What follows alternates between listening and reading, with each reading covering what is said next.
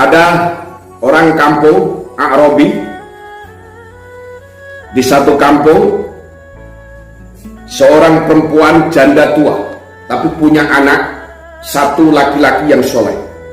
Berarti suaminya sudah meninggal. Dia hanya mempiara satu sapi satu-satunya warisan dari ayahnya. Dirawat oleh ibu janda itu, dipakai kegiatan sama anaknya yatim itu. Sampai gede, ibunya bilang, "Nah, sapi ini kan peninggalan ayahmu. Karena kesulitan kebutuhan primer setiap hari makan kita sekarang kondisinya saat ini paceklik, jual saja sapi." Apa? Sapinya jual. Kira-kira kalau dia anak soleh, dia yang ngariken, dia yang memberi makan, dia yang memberi minum, dia yang merawat. Kalau anak soleh bilang apa? Ya atau tidak? Ya. Ya, Mak. Lah berapa harganya? Emas sebobot kulit. Apa? Emas seberat kulit. Oh, jadi langsung bawa ke pasar. Begitu ada orang dibawa ke pasar, oke. Ketemu orang yang nyari sapi, pas persis sesuai. Sapinya muda, bagus, kentonya besar-besar, badannya gemuk, sapinya kepalanya banggel, tidak terlalu tua, tidak terlalu muda, warnanya kuning tua. Pas persis di antara beberapa sapi dada, persis sapinya itu. Nah, sapi itu mau dijual. Ya, kira-kira berapa harganya? Seberat kulit sapi berupa emas, atau emas seberat kulit sapi. Lah, berapapun harganya tetap kami beli, supaya aku tahu siapa pembunuh. Lagian satu, yang kedua, aku ingin tahu apa benar Tuhannya Musa itu benar-benar Tuhan. Artinya apa benar Tuhannya Musa minta seperti ini betul terjadi. Begitu dibeli, dikasih emas, ditimbang sesuai kulitnya, dikasih.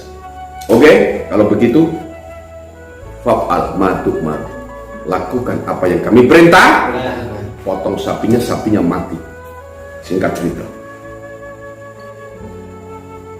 kata Musa, sudah dipotong sapinya? Sudah.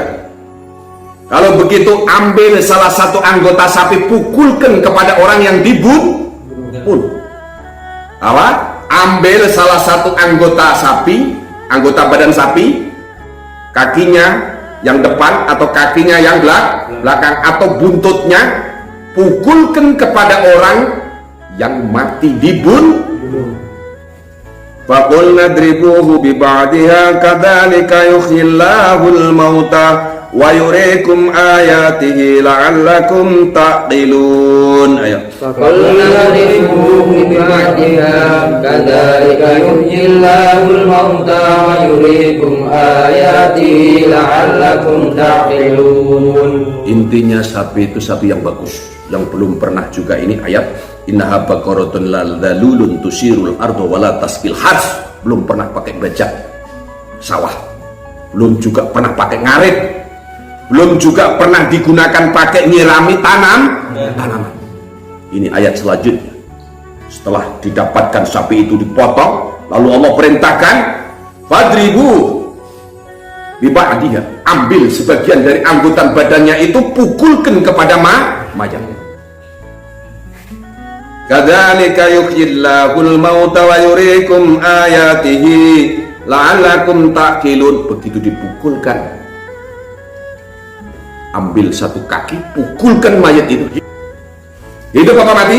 Hidup. Coba nanti kalau kalian tidak sembuh-sembuh, kalau Pak motong sapi aku pukul kepala sama apa? sama kaki sapi. Supaya pecah kepala. Hidup atau mati? Mati. Kalau tadi hidup atau mati? Hidup. Begitu nah, cara Tuhan memberikan. Maka kalian kalau hanya percaya dengan logika, Anda tersesat. Pasti Anda kebingungan setelah kau dapatkan. Anda harus percaya tuh. Anda harus percaya suruhan Tuhan. Musa itu suruhan Tuhan. Dia bukan sekedar nabi, tapi dia utusan Tuhan. Meski Musa dengan sabar, meski Musa dengan kekuatan mental, meski Musa dengan banyak dihina, meski Musa dengan banyak dicaci maki, tetapi dia tetap sabar dan alhamdulillah berhasil. Apa yang Tuhan sampaikan tidak pernah gagal. Kata Tuhan warna ini, kata Tuhan umur ini, kata Tuhan sapi yang belum pernah pakai begini dapat sapinya. Memang sudah Allah rencanakan di ujung gunung sana seekor sapi seperti itu, dan itu didapatkan betul-betul dilaksanakan. Hidup apa mati? Mayatnya itu hidup apa mati? Hidup. Setelah dipukul, adribuhu bi ba'diha kadzalika yuhyillah. Begitulah cara Allah menghidupkan al-mauta kepada orang mati. Al-Baqarah ayat berapa itu tadi? Ayat 67 sampai 73. Itulah ceritanya seperti. Intinya nak, ada satu masalah hidup ini. Karena masalah itu ada bagian dari kehidupan. Jangan kau lupakan bahwa kau punya Tuhan. Kita sangat sedih melihat orang yang tidak bertuhan, ateis maupun komunis. Ateis bertuhan apa tidak? Tidak. Begitu logikanya diperas, keluar angka, angkanya dia hasilkan, miskin kepengen kaya, kaya semakin bingung. Karena kebutuhan manusia bukan hanya sekedar lahir, karena kebutuhan manusia bukan sekedar logika. Kebutuhan manusia adalah banyak yang dibutuhkan secara metafisik. Contoh perasaan. Manusia butuh rasa bahagia. Manusia butuh rasa senang. Dan senang tidak bisa diukur dengan logika Anda. Senang tidak bisa diukur dengan harta benda. Senang tidak bisa diukur dengan uang. Kalian kurang uang juga susah, tapi yang banyak uang banyak yang lebih susah dari orang yang kurang uang. Apakah kalian percaya? Kalau tidak percaya, tak kasih contoh. Ada orang di dunia barat begitu uang paling kaya, dia bingung. Harta ini mau tak pakai kemana? Sampai orang semua yang diberikan di lingkungannya sudah cukup. Dia bilang siapa yang butuh harta, dipromosikan, datang diberi, datang diberi, datang diberi. Tapi uang tidak pernah selesai habis. Dia semakin bingung. Sampai tidak bisa tidur. Kena penyakit apa namanya? Insomnia. Tidak bisa tidur. Lama-lama dia berpikir, bagaimana kita bisa bahagia kalau lepas dari dunia. Dia berpikirnya bahagia mungkin bisa kita dapatkan kalau kita lepas dari dunia. Semua hartanya ditinggal, uangnya ditinggal, rumahnya ditinggal, perusahaannya ditinggal, semuanya ditinggal. Lalu dia pergi ke hutan. Pergi kemana? Ini orang yang tidak punya Tuhan, yang mencoba hidup tanpa harta susah. Begitu dia hidup dalam harta tambah susah, dia mencoba lagi hidup lepas dari harta, pergi ke hutan. Di sana sak baju ini apakah harta lepas, celananya apa harta lepas, simpak itu apa harta lepas. Jadi seperti ketek hutan. Apakah itu puncak kebahagiaan? Langsung dia lihat kera nangkring, mencolot-mencolot, tampak bahagia, pacaran sama teman-temannya itu. Dia mencoba mau sama siapa itu. Dia tidak ada manusia lain selain hanya istrinya sendiri. Dia bilang, aku kok tidak bisa sebahagia kayak kera itu ya? Apa aku coba pacaran sama kera, kamu juga cari kera yang laki-laki, aku cari kera yang perempuan. Jadi yang perempuan itu cari kera laki-laki pacaran, yang laki-laki cari perempuan, kera perempuan pacaran. Tetap tidak nyambung, malah ditekek. Begitu nak kebahagiaan mereka, ada orang ateis yang mencari kebahagiaan. Dia berpikir sewaktu tidak punya harta, berpikir dengan harta bisa bahagia. Tapi rupanya harta dia dapatkan tetap tersiksa. Dia robah cara berpikirnya. Dia lepas itu harta, pergi ke hutan, telanjang tanpa harta, persis dengan orang hutan. Begitu melihat orang hutan bahagia, pacaran sama teman-temannya, kemudian ada yang bulan madu, dia berubah iri sama itu orang hutan itu. Sedangkan dia bukan orang hutan, orang biasa yang kaya raya, hidupnya di kota, datang ke hutan, malah memilih iri jadi orang hutan. Dia coba, dia bisa bahagia, masa aku tidak bisa? Terus coba dia kawin sama orang hutan. Ya malah ditekek sama orang dicakar sama orang hutan.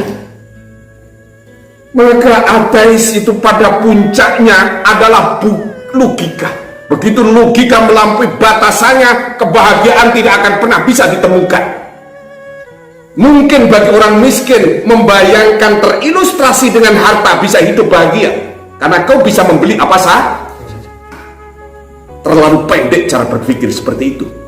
Karena kebahagiaan adalah satu keinginan yang dituruti, tetapi melampaui batas keturutan itu, Anda akan nurut dalan. Artinya jadi orang banyak orang gila. Ditanya, awalnya adalah orang yang sukses hartanya. Kamu orang mana? Saya tidak kemana-mana. Saya tidak orang mana. Saya orang. Berarti orang gila. Ditanya kamu orang mana, dia bilang saya tidak orang mana, saya orang. Saya tidak orang mana-mana. Lah kamu orang mana? Ya, saya ada orang, sama aja saya bilang. Berarti kita sama orang gila harus ikut gila dulu. Terus kamu kok bisa pakaiannya kayak gini? Oh, pakaian yang beli di Amerika. Padahal pakaiannya itu sudah suwek, berangkap-rangkap dari mulai kaos sampai mulai baju yang pendek, lengan pendek sampai lengan panjang, sampai jas kecil sampai ke jas yang paling tebal, dalamnya dibuka ada singkatnya. Dia bilang, loh kok ada singkatnya? Enggak, ini rakyat saya. Ini umat saya.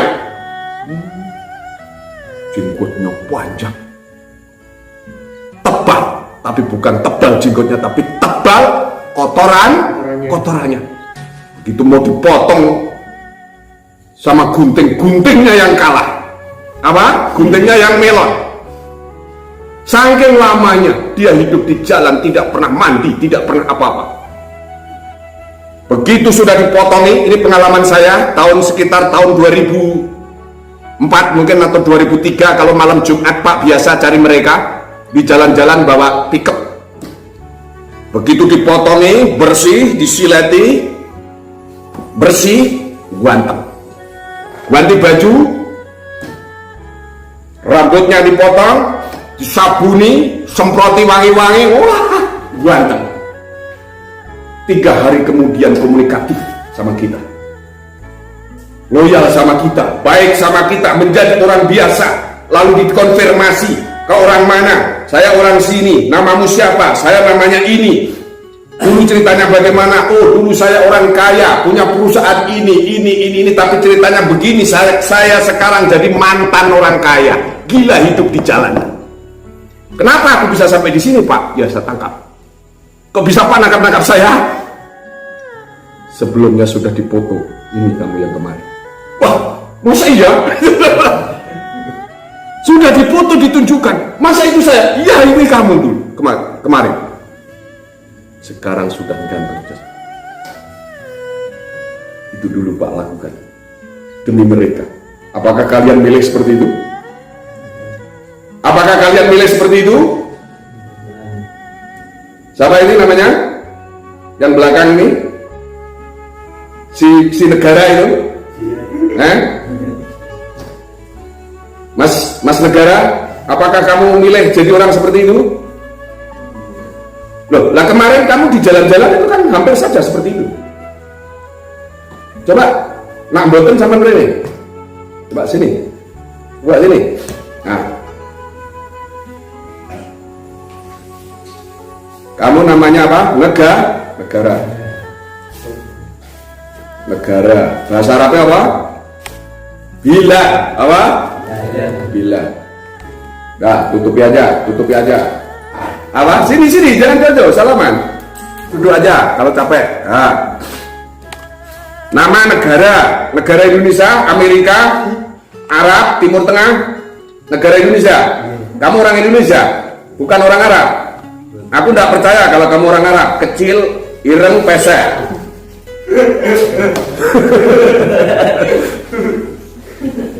Kamu bukan anak yang sakit. Kamu sehat kan? Kamu sehat kan? Sehat gak?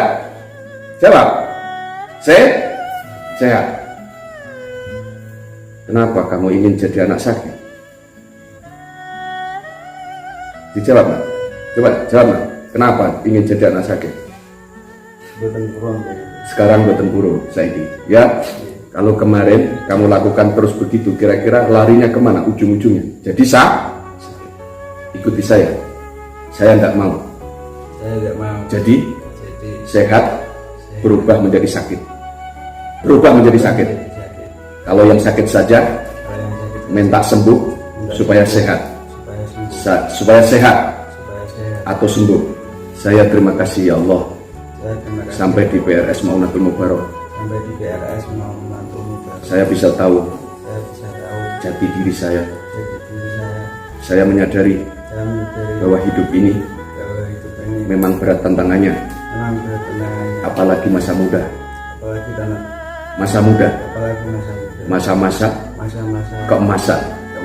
Banyak gangguannya, banyak rintangannya, terutama pengaruh lingkungan, pengaruh teman, yang kurang pendidikan, yang kurang pengetahuan.